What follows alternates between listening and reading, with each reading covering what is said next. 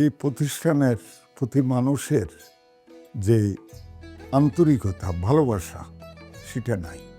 মানুষ এই ভবনকে দেখলেই কেন জানি একটা মনের থেকে একটা কষ্ট নিয়ে যায়। আমার প্রথম চ্যালেঞ্জ ছিল প্রতিষ্ঠানের প্রতি মানুষের মায়া, মহব্বত, আন্তরিকতা। যে না, সিডিএ আসলে সিডিএ একটা ভালো প্রতিষ্ঠান এবং এটা ভালো সেবা দেয় জনগণকে। পরিকল্পিত নগর চট্টগ্রামকে কি আসলে বলা যাবে কিনা, প্রথমত এটাটি জানতে চাই। আর আরেকটি ব্যাপার, আপনি যে প্রতিষ্ঠানে এখন চাকরি করছেন সেই প্রতিষ্ঠানের বড় ব্যর্থতা কী ছিল?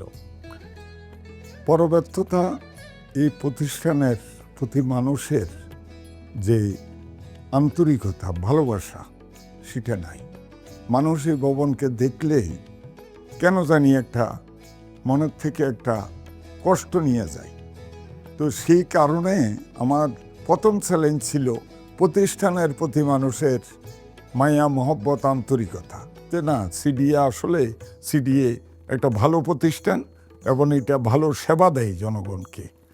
এইটুকু যদি আমি দেওয়ার জন্য এখন কাজ অর্জন করতে পারি তাহলে আমি ধন্য মনে করি নিজেকে। প্রথম প্রশ্ন যেটা করেছিলাম এর সাথে লাগানো, আমরা কি চট্টগ্রামকে কি পরিকল্পিত শহর বলতে পারছি কিনা আসলে এই মুহূর্তে এসে?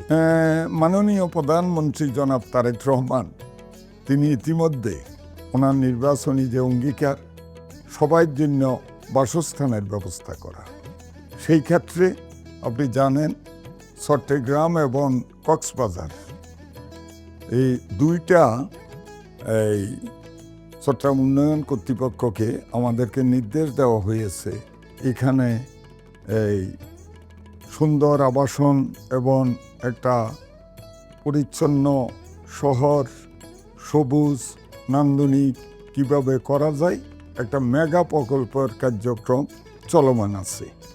এর সাথে গতকালকে আমাদের একটা বৈঠক হয়েছে আমাদের পূর্ত মন্ত্রণালয় এবং পরিকল্পনা মন্ত্রণালয়ের যৌথ উদ্যোগে।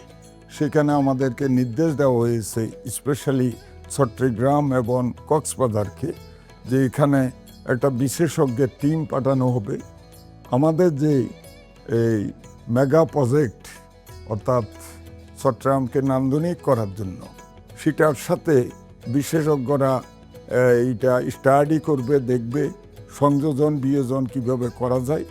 এরপরে এখানে বিদেশিদেরকে এনে এই আধুনিক নগরায়নের জন্য আরও কিছু ইনক্লুড করতে হয় কিনা সেটা মাননীয় মন্ত্রী আমাকে নির্দেশ দিয়েছে।